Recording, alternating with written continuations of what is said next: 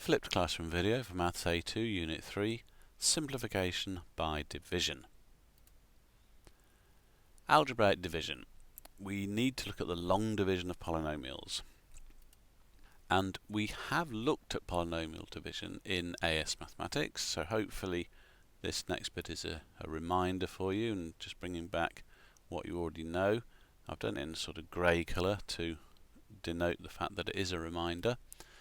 So if we wanted to divide x cubed plus 5x squared minus 2x plus 6 by x plus 6, then we could lay it out as we would a numerical division using what some people call the bus stop method. And because the highest power of x plus 6 is the x and the highest power of the x cubed etc. is x cubed, then we need x squared times x plus 6 to give us x cubed plus 6x squared, so that we can subtract away the x cubed. And then this proceeds in the same way as for an ordinary numerical division. So I'm not going to take time in this video on that. If you need to look at that in more detail, then you can look at the correct video in the AS videos. But you'll probably remember this anyway. So we just keep going, and we end up with the division of the x cubed plus etc. divided by the x plus 6 is x squared minus x plus 4 remainder minus 18. And of course the remainder is simply what hasn't yet been able to be divided by the divisor. So that is minus 18 over x plus 6. And that's the way we can write it without having a remainder symbol. We can also express this result as the original numerator, which was x cubed plus 5x squared minus 2x plus 6, is the original denominator, if we think of that division as a fraction, times the x squared minus x plus 4, so the main part of the answer, minus 18. So that is a useful way of thinking of how this result can be expressed and what it means. If we want to simplify a rational expression by division, so if we wanted to simplify this, then what we could do is write it in that way, having done a division as on the left. And this form has a number of advantages. It's easier to calculate values. It also allows us to sketch it more easily, as the final term becomes very small as x becomes large. And if we have a look at a sketch of it, we can see that the blue part, which is represented in blue on the graph, so that is the quadratic x squared minus x plus 4, and then the red part of this is actually the whole thing. So the red graph is x squared minus x plus 4 take away 18 over x plus 6. And what you can see is that as x gets larger, so as we get past 6 and then 8 and so on, then they're virtually the same. So that means that the 18 over x plus 6 part is becoming very, very small as x becomes large. Similarly, as we go to the left or get more and more negative, that final term, the 18 over x plus 6 part, will also become very, very small. So the interesting part of this graph, in a sense, is where we're approaching x equals minus 6, and of course at that point the function becomes undefined at the actual value x equals minus 6, but we can see what's happening there. But much easier to sketch using the separate parts of this than to try and sketch it straight from the fraction itself or the rational expression itself.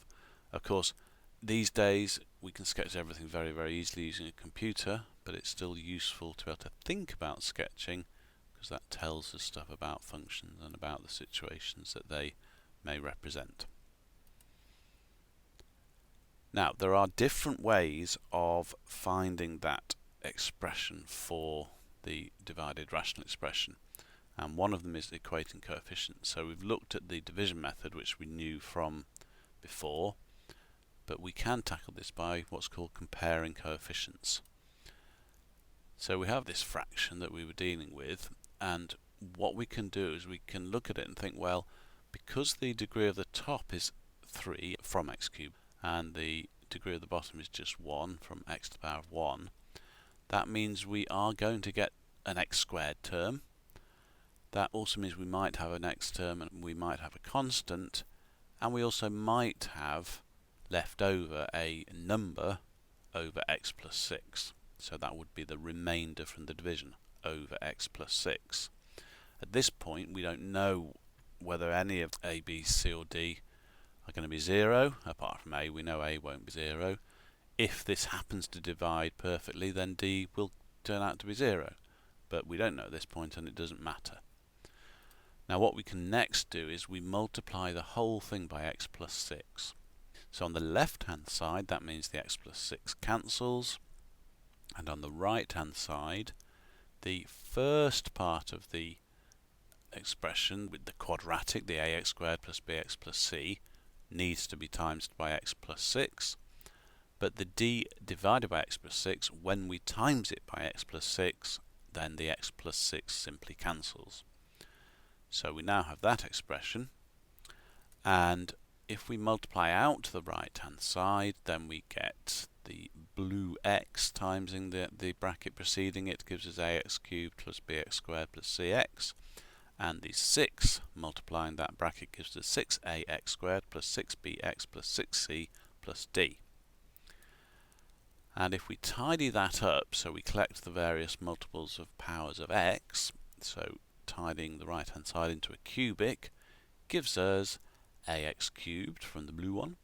We've got 6a from the yellow plus b from the blue times x squared. We have 6b from the yellow plus c from the blue times x. We then have our 6c, and we have our plus d at the end. Now this is an equivalence. Hopefully you have a grip on what that means, but anyway, what it does mean is it's not the same as an equation. It's an equivalence, which means that it's true for all values of x, and that means that the coefficients of each power of x must be the same on both sides. So we can deduce that if we look at the x cubed terms, we have 1x cubed on the left hand side and we have a on the right hand side, so that means a must be 1.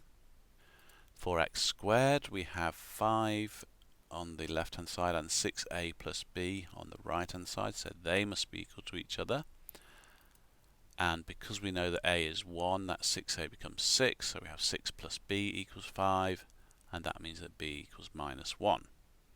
We can now look at the x term, so we have 6b plus c on the right hand side, and we have minus 2 on the left hand side, so they must be equal. Again, we can substitute in for one of the values for b, so 6 times b is 6 times minus 1, which is minus 6. We can then add 6 to both sides, and we get c equals 4. And then finally we can look at the constant, and we have our 6c plus d is the constant on the right hand side, and 6 on the left hand side, so we get 6c plus d equals 6. 6c is 6 times 4, which is 24, plus d equals 6, and that means that d is minus 18, which we knew from before, but this is another method of doing it, and it's quite a nice method. Whether it's nicer than doing the long division, I think it's probably safer. Long division has a sort of attraction to it. It's a familiar thing from some time ago. It allows us to see how the division sort of builds up, but this method is really rather nice and relatively easy to check through as well. So we get, as before, x squared minus x plus 4, take away 18 over x plus 6. There's also another alternative method, and this is called inspection. It can be tricky at first, but it's quick once you get the hang of it, so it can save you time should you want to.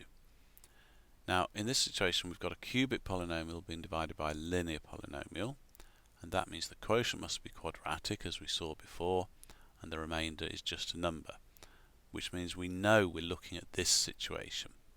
We know that we've got our original top of the fraction numerator is x cubed plus 5x squared minus 2x plus 6, must be the same as x plus 6 times some quadratic plus some constant. So that was the way we started the comparing coefficients method. But we actually wrote a general quadratic in there, ax squared plus bx plus c, and then a constant plus d. Whereas this time we're just going to think of it being a quadratic and a constant. That will start to make sense hopefully as we go through this video, or the rest of this video. So we know it looks something like that. Now, the only way we're going to get an x cubed term on the right hand side is from the x squared term in the quadratic.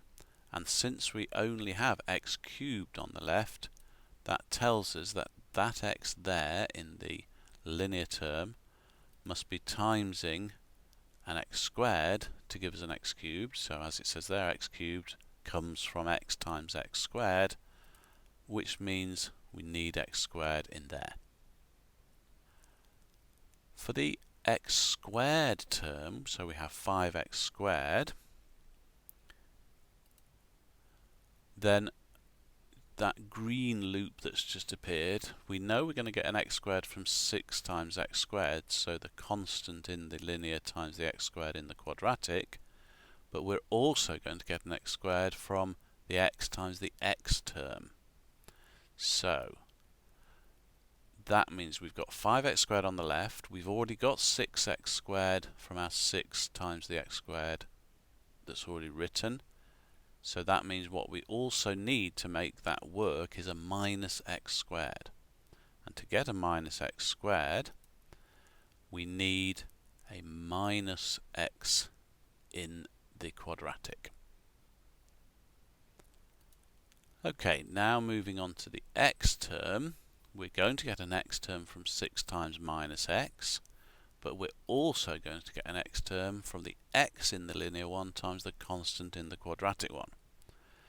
And again, we can look at what the sum looks like. We know we've got minus 2x, and that will equal minus 6x, which comes from 6 times minus x. But now to make that work, we need plus 4x, and that means the x from our linear term must be timesing 4 in our quadratic term. So there's our plus 4. And then we can look at the constant, and we know that we're going to get a constant from 6 in the linear times 4 in the quadratic. So that means we also need that constant at the end, and we can work out what it is by saying that 6 in our original left-hand side is 24, which comes from that 6 times 4. And to make that sum work, we need minus 18 at the end. So we can pop that in at the end there, minus 18. And of course, that gives us, as we've seen before, the same answer, but it's quite a nice way of doing it. So if you fancy doing that and can get the hang of it, it's really quite a quick way of dealing with these things. Just one last thing before we finish, and that is that as in some of these videos we look at how to check answers, and I'm not going to write it on this one, but one way to check this is just to choose some random number, could be anything, 2.4 let's say, and you pop 2.4 into the expression on the left hand side on your calculator, work out what it is, then you put 2.4 into the right hand side, and if they match up, then there's a very high probability that you've got it right. So that would be a way of checking this.